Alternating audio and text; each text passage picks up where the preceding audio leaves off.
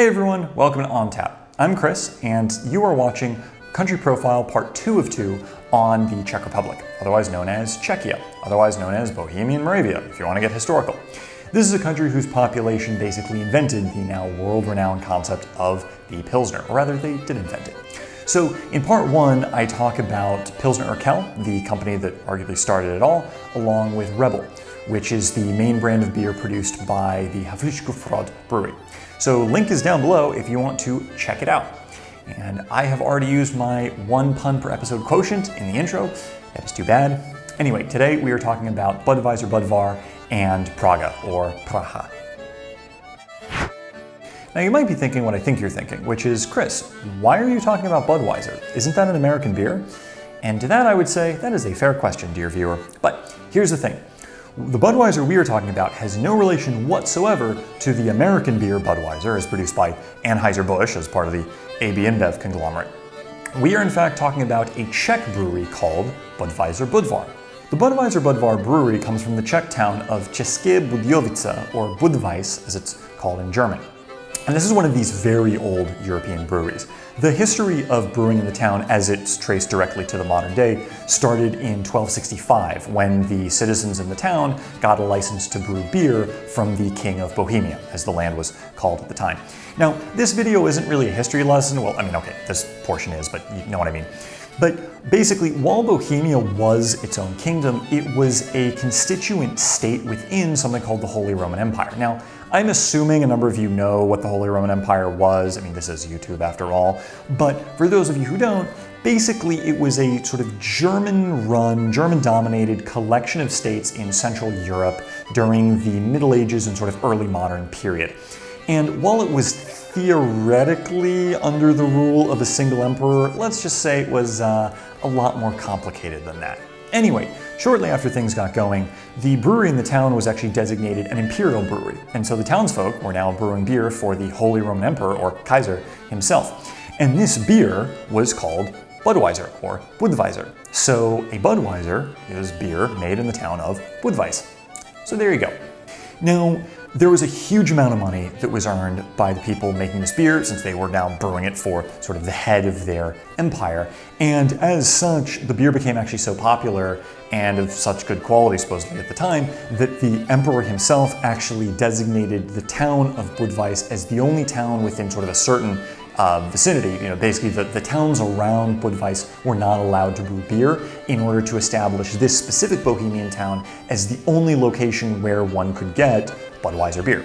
So it's sort of like a medieval version of sort of brand name recognition. Continuing on, more and more breweries got going in the town, and one of these actually started in 1795, which today is called Pivovar, and Pivovar is actually, even now, a major competitor of Budweiser Budvar. You fast forward a little bit to the mid-1800s, and a German-American man called Adolphus Busch came across this Pivovar Budweiser during a business trip to Central Europe, came back to the United States and decided to create his own brand of beer, which he also called Budweiser, and thus American Budweiser beer was born. And just to be clear, there's never at any point been an American company called Budweiser. Budweiser has only ever referred to a beer made by the Anheuser-Busch Corporation, which later got rolled into AB InBev. So just to clear that up. Well, so then what happened? Basically, World War I, World War II, and 40 plus years of communist rule really set the Czech brewing industry back a lot. And so by the time the 1990s rolled around and the Iron Curtain finally came down, Budweiser, the term, was really globally recognized as something that referred to an American beer brewed in St. Louis, Missouri. And as I mentioned in Part 1, when it comes to beer, the Czechs do not mess around. But when it comes to profitable megacorporations, neither do the Americans. And what this means is there's basically been a massive ongoing trademark dispute between these two sides, American and Czech. I mean, seriously, a lot has been written about this trademark dispute, and it's been going on since 1939. I mean, dozens, literally dozens of individual lawsuits have been filed by both sides against each other. So at one point, actually, Anheuser-Busch tried to buy out Budweiser Budvar, but the Czech government just flat out refused, basically citing the brewery as a sort of, you could say, object of national pride, which, you know, good for them. the Czech government, that is. So these days the situation is something akin to a stalemate. Basically, Budweiser Budvar has to sell its beer under the name czechvar in certain markets, mostly the United States. And then Anheuser-Busch's Budweiser has to be sold as simply Bud in most of the EU. Now, Budweiser Budvar is pretty easy to find in the United States, again under the name czechvar, but it's very popular in Europe. The company produces over 1.34 million barrels of beer every year, which is a lot of beer. I mean, look, if a company makes more than 1.34 million barrels of beer, or let's say a million barrels of beer, I can count that as a company that makes a lot of beer. So it's the second most exported beer out of the Czech Republic after Pilsner Urquell, and Budweiser Budvar is apparently the most consumed imported beer in all of Germany, which is saying something. But it's actually the fourth largest brewery in the Czech Republic by total production volume. A relatively new company in the scheme of Czech brewing history, Praga, or Pracha, as I understand it's pronounced in Czech, I hope, was only founded in 2004. The company was started by two friends, Miro and Martin, who were working previously as executives at large beer conglomerates.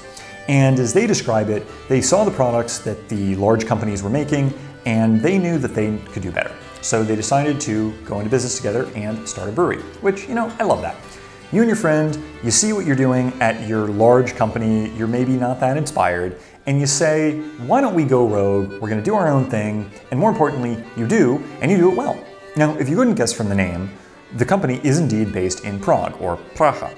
And since 2017, the beer has actually been brewed at the Převnov Monastery and Brewery, which I should resist the urge to say that sounds awfully Belgian, because I realize that people other than just the Belgians make beer at monasteries, and indeed, the association between monasteries and beer brewing is something that is found throughout Europe and European history, both in Western and Eastern Europe. Now, for a company that is reasonably small and reasonably young, nonetheless, the beer made by Pracha is available in over 35 countries worldwide, including, of course, the Czech domestic market. And one selling point is that the fermentation process of the beer is between about 50 and 60 days, which, as the company describes it, is about 4 times longer than typical sort of mass-produced stuff. Though, from what I could gather, 50 to 60 days is pretty standard for a lager, at least if we're talking about kind of good quality lagers of the sorts that would, win awards. Now, finding information about this company actually proved something of a challenge, but from what I understand, Pracha is basically a Czech craft brewer that is reasonably small but rapidly growing. But then some other sources suggested that it's actually a subsidiary or even just a label of the Czech company Pivovar Samson, which itself is a subsidiary of AB InBev. So I'm not really sure, and actually if anyone knows in the comments, please let me know. This is actually the first time I really encountered a situation where the information was just totally contradictory. So that's the history and current events of the companies discussed. Now let's talk about the beer we'll be trying. Today, the lineup is Budweiser Budvar Original, or czechvar, depending on which side of the pond you live on, as in the Atlantic Ocean. This is going to be a classic Czech Pilsner-style lager. Crisp, clean, refreshing, and definitely a little bit of hops in there. Praha Premium Pils. This is also a Czech Pilsner-style lager. It's going to be somewhat dry, with a medium body and a very refreshing finish. Praha Dark Lager. As befitting a dark lager, this is going to be, well, a chestnut brown color, and it's going to be a little bit more full-bodied than sort of a typical pale lager. There are also going to be some notes of fruit in the beer. So without any further ado, let's try some Czech lagers. First up is czechvar. Now as we see, right, it says czechvar. If you are buying this beer not in the United States, presumably in all of Europe, though I'm actually curious, maybe, let me know in the comments, in which countries is this sold as Budweiser Budvar, and in which countries is it sold as czechvar? I didn't sort of go through every country in planet Earth, but the US obviously, right, it's listed as czechvar, but in many other parts of the world, you will see this as Budweiser Budvar Original. So, take a sniff. It smells quite clean, nice color there. Let's take a taste. Yes, a very well-balanced beer. Very clean, very crisp and refreshing, a little bit of hops, not too much. Just an excellent profile for classic Pilsner beer. Off to a good start. Let's continue on. Next up is the Pracha premium pills.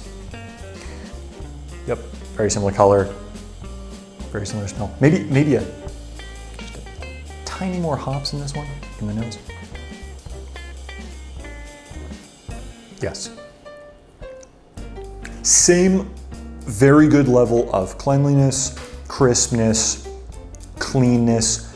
Maybe also, and maybe it's just the hops, the body might be very, very slightly heavier. I don't even want to say heavier because these are all pale lagers, but there's maybe just a little bit more, just a tiny little bit more weight to this one than the czechvar Budweiser. So yes, a tiny little bit heavier body and a more pronounced dryness.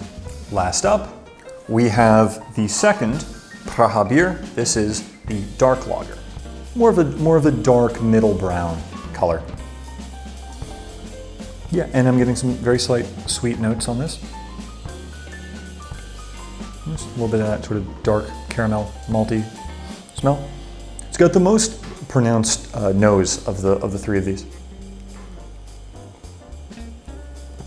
It's a little bit of dryness, but there is just the ever so slightest hint of something that isn't quite sweet.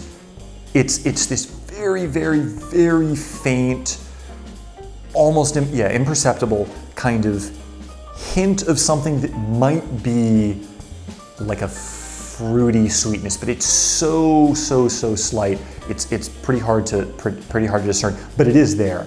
And along with that, of course, is the more, I would say, basic kind of maltiness, but not particularly strong. It's not particularly rich, and then just a little bit of dryness kind of mixed in together. So perfectly fine beer. This is going to be my final assessment. In very close, but still, I think, second or third place, depending on how we want to rank this, and I'll talk about that in a second, is the Pracha dark lager. And this is a perfectly fine beer. It's got a reasonable dryness, not particularly pronounced, reasonably soft, kind of basic malty body, nothing particularly out of the ordinary, and then just a very, very, very subtle, almost imperceptible sense of what I can describe as almost phantom fruitiness that you can't quite put your finger on. Then I'm basically putting Pracha pills and czechvar Budweiser kind of tied for first, with Budweiser being my personal preference of the kind of two beers that I've put together here. So both of these, I think, are very nice lagers. They really hit the notes of being crisp, clean, and refreshing, which is what you want from a classic Pilsner.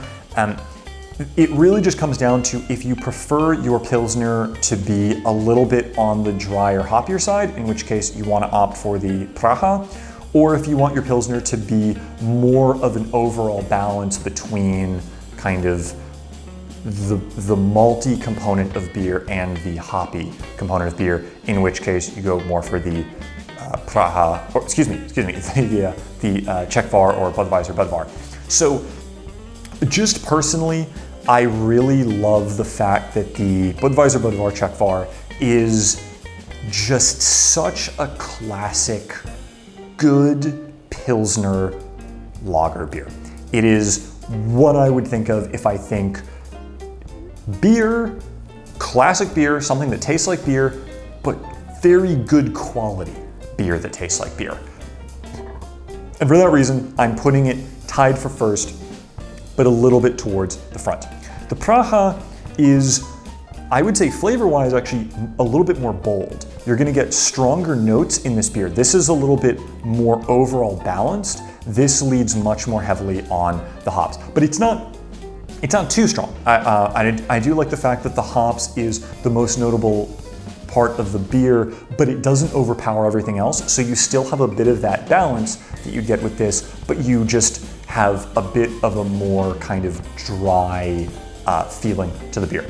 So all of these though are perfectly fine, but yeah, that's my final assessment. Just kind of, you know, very, very close, but not quite in the tied for first. You know, we got this one and then these two just based on, you know, whichever of the flavor profiles you prefer. So anyway, that's my assessment. You know, let me know in the comments what you think. If you agree with my assessment, if you think it's totally off, if you would put, you know, one of the Pracha beers in number 1. So see you next time.